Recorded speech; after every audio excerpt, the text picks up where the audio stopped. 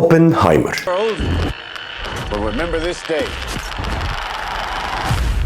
كل اللي داخل الفيلم ده طلع برأي من اتنين، يا اما حب الفيلم جدا واعتبره ماستر بيس،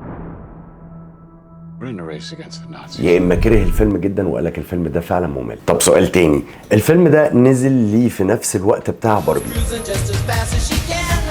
ايه الفكرة؟ طبعا في خناقة كبيرة حصلت بين الشركة المنتجة وكريستوفر نولان، علشان كده ضربوه ونزلوا له باربي في نفس الوقت.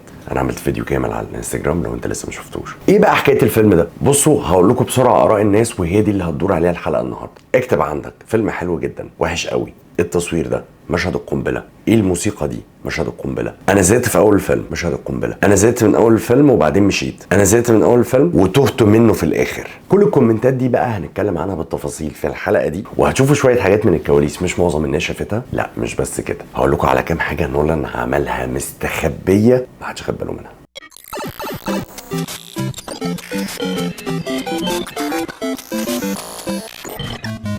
اهلا بكم في حلقه جديده من برنامج مش توتوريال. عايزين بقى نحيي احمد سامر على الكتابه الجامده قوي اللي عملها لنا في الحلقه دي، والراجل قعد يدور كتير لان انا قلت له يدور على كام حاجه. والله وحشتوني، بس انا شغال الفتره دي ايه على الشورتس بس، انستجرام ويوتيوب وتيك توك، الثلاثه دول مليانين شورتس، فاللي عامل لي فولو هو عارف ان انا مش مختفي. بصوا سريعا، الفيلم بالنسبه لي ياخد 8 من 10، وده اللي انا كتبته عندي على الانستجرام، وده تقريبا اول مره اندي لكريستوفر نولان 8 من 10. يعني انا كل مره بطلع ببقى طالع 10 من 10 10 من 10. المره دي وقعت منه في نقطتين. الاتنين دول وقع مني في ايه؟ الاتنين دول وقع مني يا سيدي في السبب اللي الناس كتيرة جدا ما حبتش الفيلم بسببه، هو كتر التفاصيل اللي بندخل فيها علشان نقول الحدوتة. يعني حكاية الفيلم واضحة، هي قصة حقيقية بتتعمل بشكل مختلف تماما، الابيض والاسود والالوان، وهقول لكم ده اتعمل ليه واتعمل ازاي، لان من امتع الحاجات في الفيلم اصلا. فالحدوته ماشيه كويس، والتكنيكال كمان ماشي معاها كويس جدا، التصوير بيقابله التمثيل،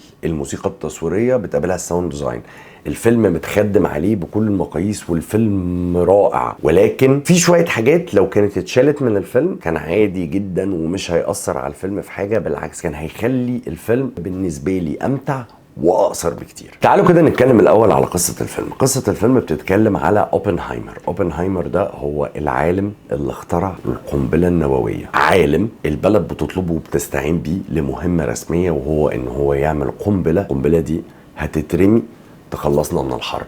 وبتشوف تفاصيل كتيرة جدا واحداث كتيرة جدا حلوة عن ازاي الفكرة بتبتدي بتاعة القنبلة وليه بيعملوها. كل مرة كريستوفر نولان بيحكي قصة او بيحكي حدوتة، الراجل ده بيعتمد دايما على الخيال العلمي اكتر بكتير، ولكن اول مرة بيدخل معانا في ترو ستوري. بصراحة شديدة جدا كل الافلام اللي انا شفتها لكريستوفر نولان التفوق الاخراجي بيكون فيها اعلى بكتير جدا من اي عنصر تاني، والدليل على كده ان المخرج الوحيد في العالم اللي لما بيجي ينزل تريلر اي فيلم بتلاقيه فروم كريستوفر نولان.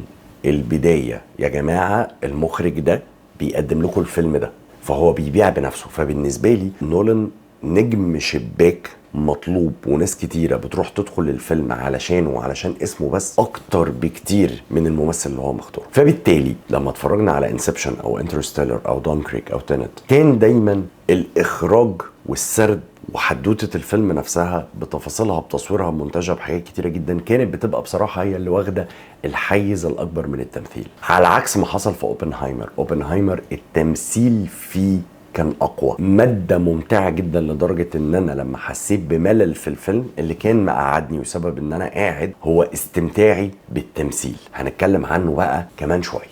من حلاوه الفيلم او من حلاوه اخراج كريستوفر نولان في الفيلم ان هو طول الوقت بيقول لك انت اوبنهايمر ازاي، هو عامل دمج ليك كمتفرج وشخصيه اوبنهايمر الاتنين مع بعض، بحيث ان انت طول الوقت انت نفس الاحاسيس والمشاعر اللي اوبنهايمر بيحس بيها انت حاسس بيها. انت بتزعل لما هو بيزعل، وبتبقى شغوف لما هو يبقى شغوف، وبتبقى فرحان لما هو يبقى فرحان، وانت بيخليك في الفيلم انت اكتر واحد فاهمه وفاهم هو بيفكر ازاي. وده كان ليه عناصر كتيرة جدا مهمة طول الفيلم، في فكرة الكادرات الضيقة، وفكرة ان انت طول الوقت انت محطوط وش في وش مع اوبنهايمر. اختيار الزوايا، اختيار العدسات، ازاي ان هو مضيق عليك الفريم جدا فانت شايفه. يا جماعه حتى في حاجه انا خدت بالي منها، الالاينمنت بتاع العين طول الوقت هو واحد وثابت، علشان انت كمشاهد تبقى طول الوقت عينيك في عينه، فانت عمال تستقبل التمثيل من خلال عينه. وده مفيش مخرج في العالم هيعرف يستند على العنصر ده في الاخراج غير لما يكون معاه ممثل قوي.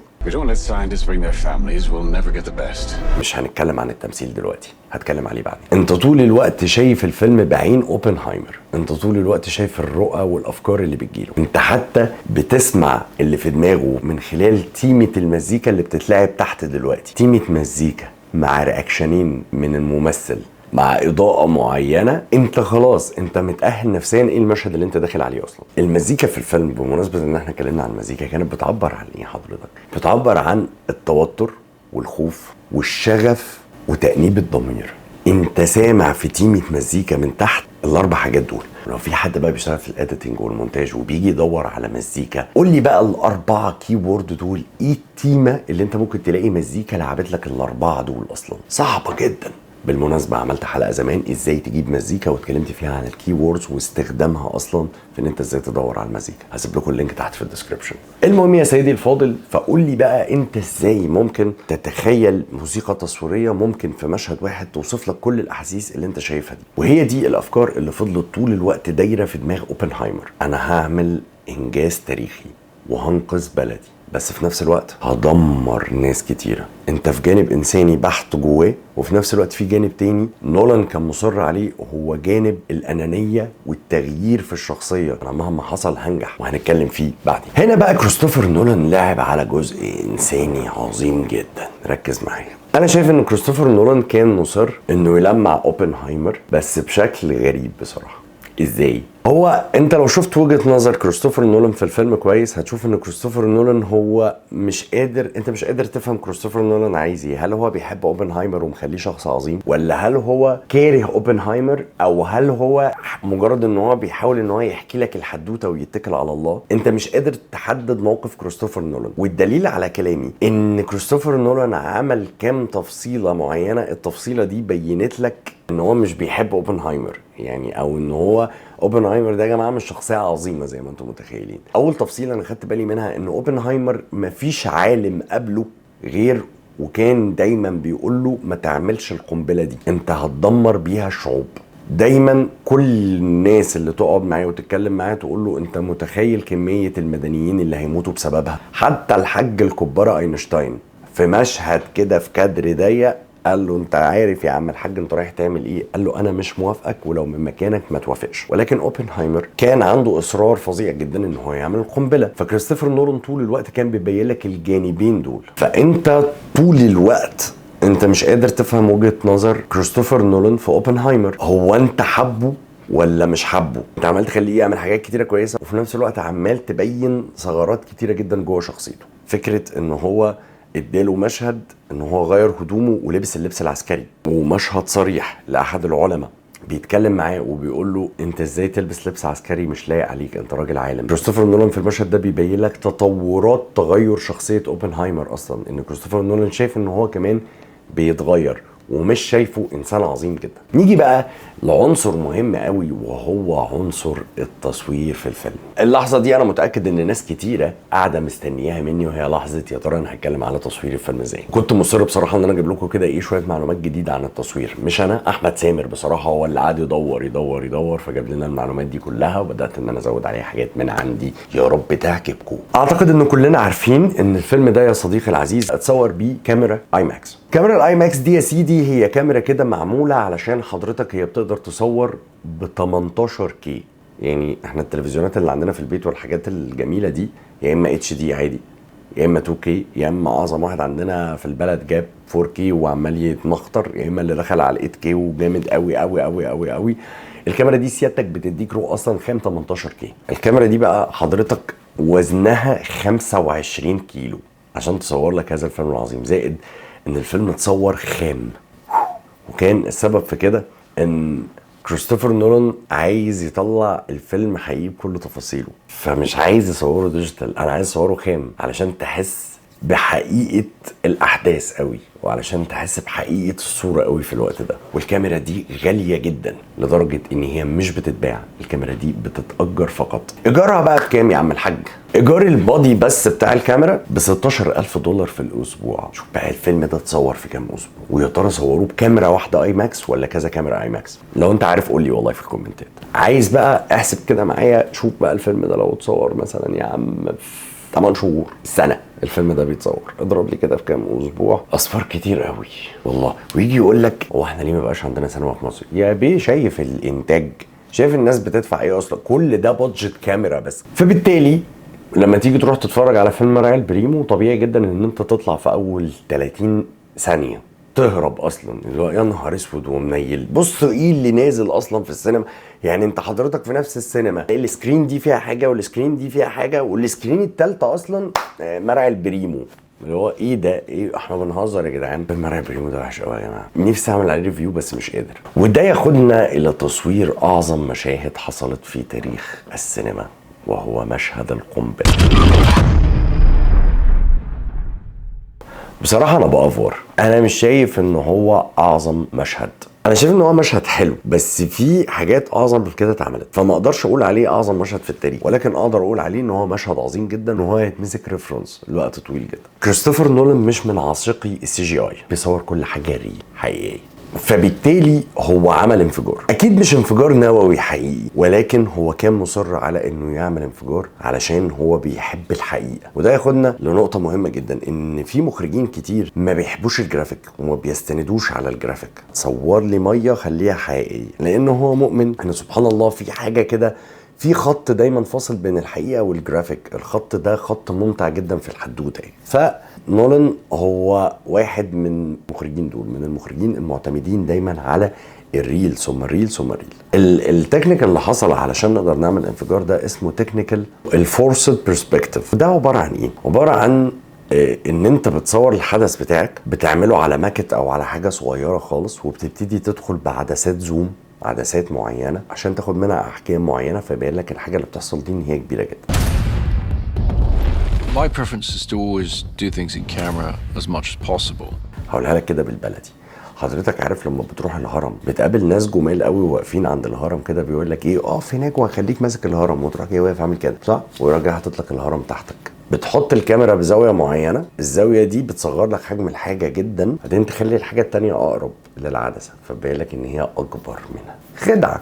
في الاخر تروح تدفع 50 جنيه يديك على قفاك، والصوره زي الزفت اصلا. ما حدش يا جماعه يروح عند الهرم يتصور الصوره دي والنبي، تصوروا صور تانية. فبالتالي هي دي نفس الخدعه اللي احنا بنستخدمها تقريبا في التصوير، او هي دي نفس الفكره، بس الفكره بقى بتتصور افلام كتيره جدا يا جماعه، هي على حاجات صغيره قوي، وبنبتدي ان احنا نقرب لها بعدسات زوم فتكبر. فبالتالي مشهد الانفجار ده اتصور بنفس الطريقه دي، ولكن مش بس قوه التصوير زي ما قوه الساوند ديزاين، مش الموسيقى التصويريه، تصميم الصوت نفسه وتفاصيل كتم الصوت. يعني بص بقى الجحود ان انت تقرر ان انت تكتم الصوت خالص وتسمع صوت النفس فقط، ومن صوت النفس تفهم رياكشن الممثل. يعني بصوا يا جماعه، الساوند ديزاين قلب المعادله، او قلب معادله الاخراج. معادله الاخراج ان انت بتشوف ممثل بيحكي حدوته معينه بيديك رياكشنات فبتفهم انطباعه. هنا لا، الساوند ديزاين هو الماستر، هو اللي فوق وكاتم الصوت تماما، وانت سامع نفس، النفس ده هو اللي مخليك انت رايح. تجربه الساوند ديزاين دي انا مهما اعمل لكم عنها مراجعات مش هتبقى اجمل من ان انت تروح تسمع بنفسك، وفعلا تسمع بمعنى الكلمه. ولكن الاهتمام بالمؤثرات الصوتيه في الفيلم كانت واحده من امتع التجارب، ولكن يبقى بالنسبه لي المؤثرات بتاعه توب جن اقوى بكتير بصراحه. وصوت توب جن انا استمتعت بيه اقوى بكتير، ولكن برضو اوبنهايمر الصوت فيه فعلا حلو وممتع، بالذات انفجار قنبله. This is a matter of life and death. But I can perform this miracle. تعالوا بقى اكلمكم كده في عظمه اخراجيه، وهي عظمه تفصيله الابيض واسود والالوان في الفيلم. انا اول ما دخلت الفيلم اتفرجت على مشاهد ابيض واسود واتفرجت على مشاهد الوان. فقلت طبيعي الابيض والاسود جاست فلاش باك، والالوان هو الحاضر اللي احنا عايشين فيه. يعني راجل اديتور، انا اهزر يعني راجل جامد فشخ، انا فاهم كل حاجه ولا قاعد في كرسي حمار مش فاهم. طبيعي بيه، معروفه ابيض واسود فلاش باك الوان، الحاضر عادي يعني.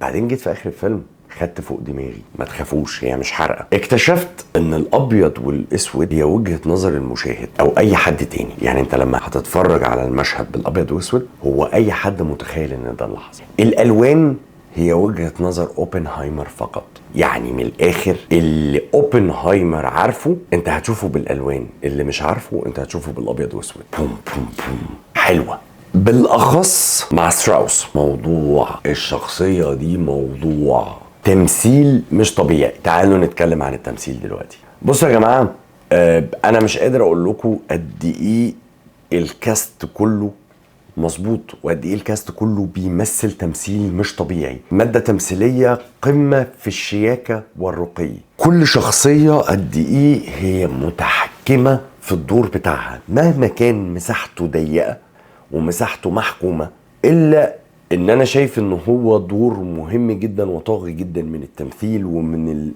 من الابداع.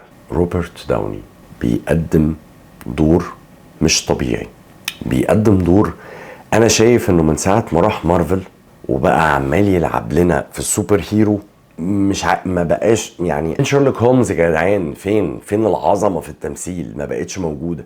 رجع لنا تاني وبقوه وبسحب كاميرا. تقريبا انت مش هتشوفه في الفيلم غير حوالي مثلا مش هيكمل ال 30 40 مشهد في الفيلم، ولكن ال 30 40 مشهد مفيش مشهد هيطلع فيهم انت هتنساه. يعني انتوا هتشوفوا تغيير الشخصيات، انتوا هتشوفوه طيب قوي وفي نفس المشهد هتشوفوا شرير قوي في نفس المشهد. فدي عظمه اتكلم عنها من هنا لبكره الصبح.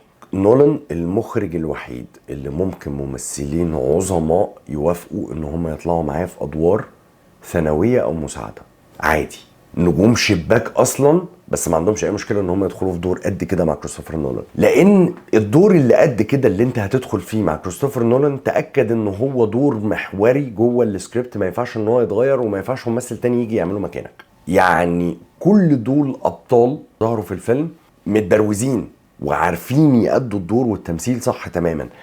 ارجع واقول ان من امتع الحاجات اللي انا اتفرجت عليها في الفيلم هي كانت التمثيل، وهو كان السبب ان انا اكمل الفيلم. لان انا رغم كل اللي انا بقوله ده لاني مش معجب بالفيلم. Until they've used it.